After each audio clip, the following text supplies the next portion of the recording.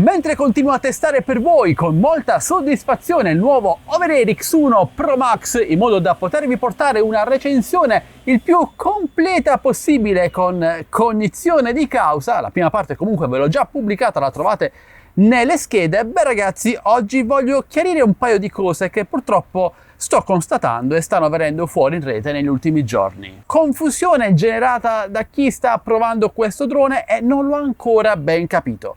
In primis, specialmente quando lo si vuole confrontare con, ad esempio, il DJI Mini 4 Pro. Nonostante lui e il DJI Mini 4 Pro siano droni completamente diversi. Lui è una sorta di action selfie drone pensato per l'uso autonomo, ve l'ho mostrato, impostate la funzionalità tramite il computerino e i tastini e lui fa tutto da solo.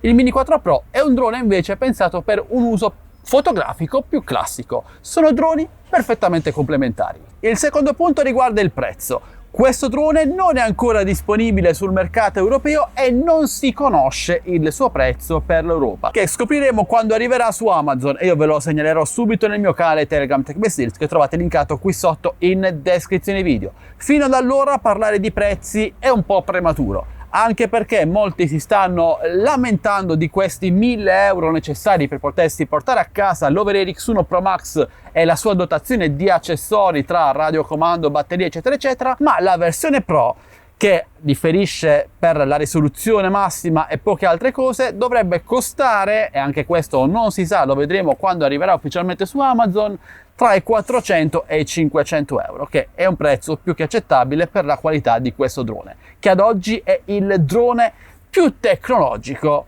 sotto i 250 grammi attualmente disponibile sul mercato, e su questo non ci piove. E c'è un altro punto ragazzi molto importante, ovvero questo, che no, non è un telecomando ma è il radiocomando dell'Overair X1 Pro Max, che è una vera genialata. Secondo me questa è un'innovazione mica da poco. Ora è in configurazione radiocomando classico con il suo piccolo display, la possibilità di installare uno smartphone qui sotto, gli stick, abbiamo anche un tasto funzione e una ghiera qui in alto, ma se vogliamo possiamo renderlo in un istante un motion controller, esattamente come quello utilizzato da DJI per il DJI Avatar. Con questo tasto facciamo muovere il drone, alziamo e regoliamo l'altezza, c'è sempre il display e se non bastasse ragazzi, in un attimo diventa anche un beacon da attaccare alla bici, sul nostro polso, alla moto e da poter utilizzare per controllare il drone, vedere cosa inquadra, spostarlo in caso di emergenza, stoppare le funzionalità di volo e altre cosine. Inoltre migliora la qualità del follow me, dell'active track. Insomma ragazzi, ditemi voi dove avete mai visto una figata di questo tipo. E questa ragazzi secondo me è una delle più grandi innovazioni in campo droni da un bel po' di tempo a questa parte, è davvero una genialata. Ma ovviamente ti pareva che non ci fosse già qualcuno che ha gridato al prodotto non funzionante? Beh ragazzi, purtroppo è successo anche in questo caso, e dico anche perché è una cosa che purtroppo si ripete spesso, questa disinformazione. Overair infatti ha inviato questo accessorio, che è appunto un accessorio del tutto opzionale, a chiunque lo abbia preacquistato. Io l'ho ricevuto gratis dall'azienda, sono totalmente trasparente in quello che vi dico. Il problema è che questo accessorio soffre di disconnessioni con il drone, disconnessioni totalmente casuali che possono capitare come non possono capitare,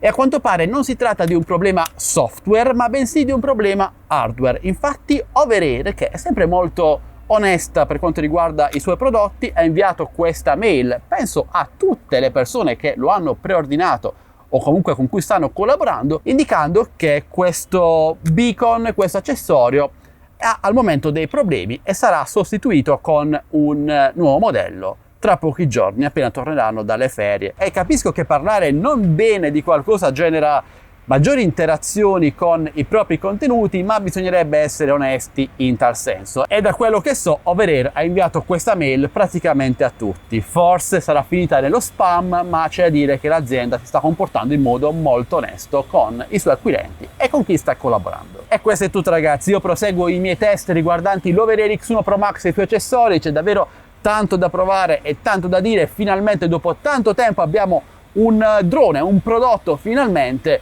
diverso dagli altri, finalmente qualcosa di nuovo. Ci voleva. E io mi sto divertendo con un drone dopo non lo so quanti anni dall'ultima volta, e questa forse è la cosa più importante. Bene amici, ora fatemi sapere la vostra opinione lasciando un commento qui sotto. Vi ricordo che appena sarà disponibile l'Overhead X1 Pro Max lo troverete in offerta nel mio canale Telegram Tech Best Deals, linkato qui sotto in descrizione video. Se il video è stato di vostro interesse lasciate un like, commentatelo, condividetelo e iscrivetevi al canale. Questo è tutto, alla prossima, sempre qui su Addicted to Tech. Ciao ragazzi!